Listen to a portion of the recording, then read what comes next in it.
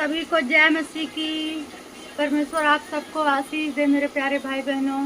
परमेश्वर आप सबको संभाल के रखें। हमारे चैनल में प्रभु यीशु मसीह के वचन में आप सबका स्वागत है। तो कैसे हैं मेरे मसीह भाई बहनों? आई हो कि आप लोग अच्छे हैं, परमेश्वर की अनुग्रह और दृष्टि में सुरक्षित हैं। धन्यवाद हो परमेश्वर का कि परमेश्वर ने आज हमें मौका दिया कि हम आप सबके साथ इस वचन को, और जो आज मैं बात बताने वाली हूँ वो बहुत ज़्यादा इम्पोर्टेंट है। तो आप लोग पूरी वीडियो को देखिएगा, मिस मत करिएगा, क्योंकि आप लोग ये मिस करेंगे तो पूरी बात सुन नहीं पाएंगे, समझ नहीं पाएंगे। आज मैं बात करूँगी प्रॉफेट बजिंदर जी के बारे में, जो हमारे पापा जी हैं। और उससे पहले मैं जो है वचन पढ़ना चाहती हूँ आप लोगों के सामने, जो परमेश्वर ने आज हमें दिया है। वो है भजन संहिता 23 के 1 आयत में लिखा है, यहोवा मेरा चरवाहा है, मुझे कुछ घटी ना होगी। इसका मतलब ये है कि यहोवा हम सबका रखवाला है, चरवाहा है। वो हम सबको अच्छी अच्छी भोजन वस्तु देता है, हमें किसी भी वस्तु की घटी कमी ना होगी, क्योंकि यहोवा मेरा चरवाहा है। वो हमें हरी हरी चराइयों में बैठाता है, वो मुझे सुखदायी जल के झरने के पास ले चलता है, वो मेरे जी में जी ले आता है। धर्म के मार्ग में अपने नाम के निमित्त मेरी अगुवाई करता है। चाहे मैं घोर अंधकार से भरी हुई तराइयों में होकर चलूं, तो भी मैं हानि से ना डरूंगी, क्योंकि यहोवा परमेश्वर मेरे साथ रहता है। आमीन। तो इस वचन के मतलब हुआ कि यहोवा परमेश्वर जब जिसके साथ रहता है, उसे कभी भी कोई भी दिक्कत नहीं हो सकती है। चाहे आंधी आए, चाहे तूफान आए, चाहे कुछ भी आए, वो खड़ा और डटा रहेगा। कहते हैं वचन में लिखा है कि जो बहती नालियों के किनारे जो पौधा रहता है, वो हमेशा हरा भरा रहता है, वो कभी सूखता नहीं है। तो बात करते हैं प्रॉफेट बजिंदर पापा जी की। तो प्रॉफेट बजिंदर पापा जी आप सब जानते ही हैं कि उनको फर्जी केसों में, फर्जी बातों में, अफवाहों में पापा जी को राजनीति के चक्कर में ना जाने परमेश्वर जाने कि कैसे उनको फंसाया गया। इस समय वो जेल में हैं।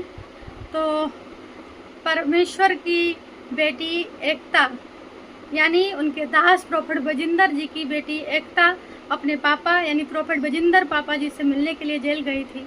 तो पापा जी सबके लिए वहाँ दुआ करे। और एक वहाँ पे जो प्रॉफेट बजिंदर मिनिस्ट्री है, वहाँ पे जो लोग जुड़े हुए थे, कुछ लोग ऐसे हैं कि वो मतलब पापा जी को जब जेल हुआ तो वो लोग अब आना ही बंद कर दिए। वो सोचते हैं कि प्रॉफेट जी आएँ तब हम कलीसिया आएँ, तब हम चर्च आएँ। तो ऐसा नहीं है। परमेश्वर देखिए, परमेश्वर के साथ ईमानदारी से जुड़े रहिए। परमेश्वर के दास के रहने ना रहने से क्या कलीसिया में जो है, कलीसिया में कोई आना चाहिए, नहीं आना चाहिए। कलीसिया में जो है पापा जी के रहने से कलीसिया रुक नहीं जाएगी, ना रहने से भी नहीं रुक जाएगी, क्योंकि परमेश्वर जो है वो हम सब परमेश्वर के लिए जाते हैं। और परमेश्वर ने एक प्रॉफिट चुना है, वो है प्रॉफेट बजिंदर जी की बेटी एकता। ठीक है। तो पापा जी हम सबके बीच में तो हमेशा रहते हैं, ऐसा नहीं है कि वो हम सबके बीच में नहीं है, वो हमेशा रहते हैं। और हमेशा वो चर्च में भी उपस्थित रहते हैं।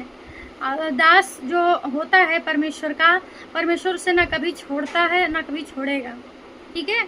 तो ये जो लोग सोचते हैं कि अरे प्रॉफेट बजिंदर पापा जी जब आएंगे तब हम कलीसिया में आएंगे, तब हम चर्च आएंगे, तो ऐसा बिल्कुल मत सोचिए, क्योंकि परमेश्वर की हजूरी 24 घंटा चर्च के अंदर रहती, कलीसिया के अंदर रहती है।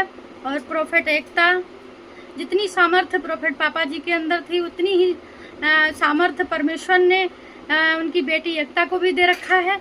तो आप लोग प्रॉफेट बजिंदर मिनिस्ट्री में ज़रूर से ज़रूर जाएं। और वहाँ इतनी लाखों जनता आती है, अगर यही सोचे तो फिर वो भी बैठ जाए घर पे।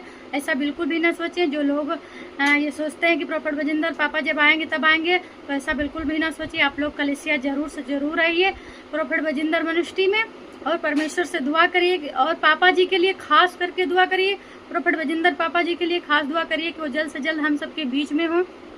जब प्रॉफेट बजिंदर पापा जी की बेटी एकता जिनसे मिलने के लिए जेल गई थी, तो प्रॉफेट जी ने कहा कि हम सब के लिए, एक एक जन के लिए, जो जितने भी लोग मेरे कलीसिया से जुड़े हैं, सबके लिए मैं दुआ करता हूं, और मैं बहुत जल्द बाहर आऊंगा।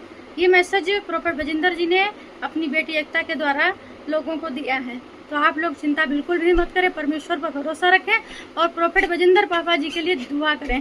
और उसके साथ साथ इजराइल के लिए भी दुआ करें कि वहाँ पे जो लड़ाई चल रही है वो बिल्कुल शांत हो।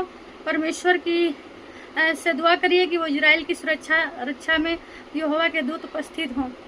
ठीक है, तो हमें क्या करना है, हमें परमेश्वर के विश्वास में बढ़ना है और परमेश्वर की हजूरी में रहना है। सभी को जय मसीह की।